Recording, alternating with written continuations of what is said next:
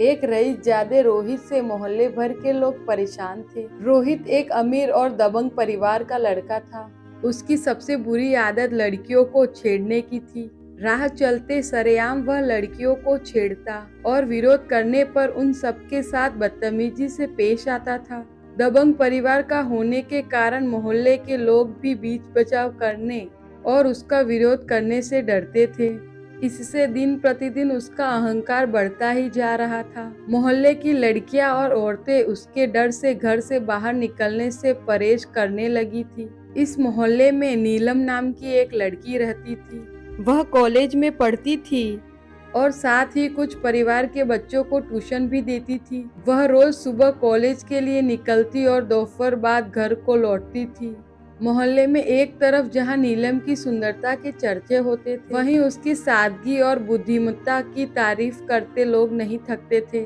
अपने स्वभाव के मुताबिक रोहित पहले तो कई दिन तक नीलम का पीछा करता रहा और संकेत में उसे छेड़ता रहा, परंतु जब नीलम ने कोई जवाब नहीं दिया तो गुस्से में उसने एक दिन कॉलेज से लौटते हुए उसका हाथ पकड़ लिया। रोहित की इस हरकत से नीलम डर गई, परंतु इस दफा भी उसने कोई प्रतिक्रिया नहीं दी। रोहित की पकड़ से नीलम ने अपने आप को छुड़ाते हुए तेजी से घर की तरफ रुख कर लिया। कुछ दूर तक रोहित भी उसके पीछे भागा, परंतु जल्द ही नीलम एक गली की ओर मुड़कर रोहित की नजरों से ओझल हो गई। नीलम की इस हरकत से रोहित काफी नाराज था। उसने मन ही मन नीलम को सबक सिखाने की ठानी और अगले दिन का इंतजार करने लगा। अगले दिन रोहित सुबह ही गली के नुक्कड़ पर नीलम के कॉलेज जाने का इंतजार करने लगा, परंतु काफी समय बीत जाने के बावजूद नीलम नहीं आई। फिर रोहित ने सोचा कि शायद वह उसके डर से किसी और रास्ते से कॉलेज निकल गई होगी। तब रोहित ने एक बार फिर अपने मन को समझाते हुए नीलम के कॉलेज से लौटने का इंतजार करना बेहतर समझा। आज रोहित के सर पर नीलम को सबक सिखाने का भूत सवार था। वह किसी भी तरीके से आज नीलम को पूरे मोहल्ले के सामने जलील करना चाहता था। आखिर नीलम ने शरेआम उसकी बादशाहत को चुनौती दी थी। आज नीलम को सबक सिखाने के लिए रोहित अपने साथ मोहल्ले के और 3 टपोरी को भी साथ लाया था, परंतु एक लंबे इंतजार के बाद भी नीलम वहां से नहीं गुजरी। नीलम के कॉलेज से आने का वक्त भी बीत चुका था। रोहित असमंजस में पड़ गया। वह यह भी नहीं जानता था कि नीलम कहाँ रहती है और न ही अपने अहंकार में वह किसी से नीलम के घर के बारे में पूछना चाहता था। रोहित कुछ सोच ही रहा था कि अचानक उसे नीलम सामने से आती हुई दिखी। वह खुशी से उछल पड़ा और बीच सड़क पर आ खड़ा हुआ। नीलम ने दूर से ही रोहित को देख लिया था, इसके बावजूद वह डरी सहमी आगे बढ़ती रही। रास्ता रोके खड़े रोहित के नजदीक आने पर वह रुक गई और बगल से निकलने की कोशिश करने लगी, परंतु रोहित नीलम को आगे बढ़ने नहीं दे रहे थे। रुक जाओ मेरी जान, जल्दबाजी अच्छी नहीं होती, नीलम ने हिम्मत करते हुए कहा। मुझे जाने दो। कैसे जाने दूं? जब से तुम्हें देखा है मेरी रातों की नींद हराम हो गई है। आखिर तुम मुझसे चाहते क्या हो? रोहित ने अपने साथियों की ओर देखकर हंसते हुए कहा। लो पूछो, आखिर एक आशिक क्या चाह सकता है? मुझे जाने दो, मैं बहुत बड़ी मुश्किल में हूँ। मुझसे टकराने पर सब लड़कियां यही कहती हैं और बाद में मेरी बाहों में आने पर उसे मुसीबतों से छुटकारा मिल जाता है। तुम्हारी भी मुसीबत दूर हो जाएगी, बस एक बार। रोहित की बातों से नीलम का गुस्सा फट पड़ता है। वह मजबूती से रोहित का विरोध करते हुए कहती है, बस करो, मैं वैसी लड़की नहीं हूँ। मेरे रास्ते से हट जाओ और मुझे जाने दो। मैं एक गरीब लड़की हूँ। मेरे पापा बीमार हैं, डॉक्टर को बुलाने जा रही हूँ। नीलम ने हिम्मत करते हुए एक ही सांस में सारी बातें कह डाली। नीलम की बातों पर रोहित और उसके साथी ठहाके मारकर हंसने लगे। रोहित ने कहा, सभी लड़कियां ऐसे ही बहाना बनाती हैं, मगर आज मैं नहीं मानने वाला। तुम्हें तो मैं आज अपने साथ लेकर ही जाऊंगा। रोहित की बात से नीलम सहम गई। उसने रोहित की मंशा का विरोध करते हुए गिड़गिड़ाते हुए कहा, आज मुझे छोड़ दो। मैं अगर समय पर डॉक्टर को लेकर घर नहीं पहुंची तो मेरे पापा की मौत हो जाएगी। नीलम की बातों पर रोहित थोड़ा अकड़ दिखाते हुए बोला, मैं किसी डॉक्टर से कम हूँ क्या?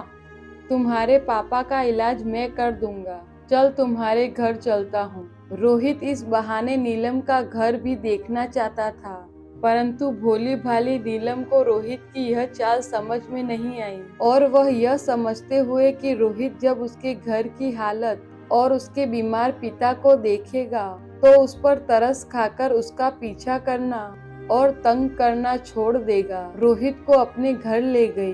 नीलम के घर की हालत को देखकर रोहित को जोर का झटका लगा। एक छोटा सा घर, बेतरतीब फैले सामान और घर के एक कोने के चारपाई पर लेटा एक बूढ़ा शख्स। कुछ देर के लिए वहां खामोशी छा गई। इस खामोशी को नीलम ने तोड़ा। यही है मेरा घर। चारपाई पर मेरे पापा लेटे हैं। पापा बीमार है, माँ दूसरों के घर में काम करने गई है। पापा की तबीयत ज्यादा बिगड़ने के कारण मैं आज कॉलेज नहीं जा सकी थी। डॉक्टर को बुलाने जा रही थी, नीलम ने कहा। नीलम की एक एक बात रोहित के दिल पर हथौड़े की तरह वार कर रही थी। वह मूर्ति की तरह जहाँ था वहीं खड़ा रहा। उसने नीलम की ओर देखा और उसकी आंखों में आंसू आ गए। वह मन ही मन सोचने लगा, मैं कितना बड़ा पाप कर रहा था। मैंने तो आज तक इतनी तकलीफ की जिंदगी देखी ही नहीं है।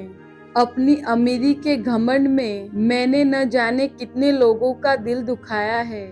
मुझे आज नीलम से माफी मांगनी होगी और अब तक किए गए कुकर्मों के लिए मुझे पछतावा करना होगा। वह नीलम की ओर मुड़ा और हाथ जोड़ते हुए माफी मांगने लगा। मुझे माफ कर दो बहन। मैं आज तक घमंड में जी रहा था। आज तक ना ही मैंने समझा और ना ही मेरे माँ बाप ने समझाया कि जीवन कैसे जिया जाता है, जीवन का संघर्ष क्या होता है।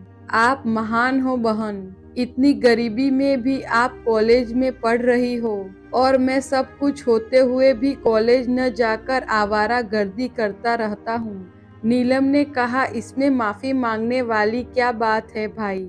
अगर मेरे कारण आपके हृदय में परिवर्तन हुआ है तो मेरे लिए इससे बढ़कर खुशी और क्या हो सकती है। जो आपने किया उसे भूल जाइए और एक नए जीवन की शुरुआत कीजिए। अपने जीवन को ना सिर्फ अपने लिए जिए बल्कि दूसरों के सुख दुख में भी हाथ बटाना सीखिए। फिर देखिए आपके मन को कितनी संतुष्टि मिलती है। बहन, आपने न मेरी सिर्फ आंखें खोल दी हैं बल्कि जीने का एक रास्ता भी दिखा दिया है। आप यहीं रुको, मैं डॉक्टर को बुला कर लाता हूँ और आज से एक नई जिंदगी की शुरुआत करता हूँ। नीलम कुछ कह पाती कि इससे पहले रोहित यह कहते हुए अपने दोनों टपोरी दोस्तों के साथ वहां से तेजी से निकल पड़ता है। इंसान चाहे कितना बड़ा ही क्यों न हो जाए, जब उसे अपने किए पर ठेस लगती है तो वह माफी मांगने से भी गुरेज नहीं करता। रोहित ने भी ऐसा ही किया। नीलम से माफी मांगने के क्रम में वह अपनी अमीरी, दबंगाई सब कुछ भूल गया। इस माफीनामे में उसे छोटापन का एहसास नहीं हुआ बल्कि उसे गर्व हुआ कि नीलम के कारण उसे आज अपने गलत कामों का एहसास हुआ और उसकी आंखें खुली। अगर कभी भी हमसे कोई गलती हो जाए, चाहे वह छोटी हो या बड़ी, हमें माफी मांग लेनी चाहिए। इससे न केवल आपके दिल को सुकून मिलता है बल्कि सामने वाले के सारे गिले शिकवे भी दूर हो जाते हैं। माफी मांगने से कोई छोटा नहीं होता।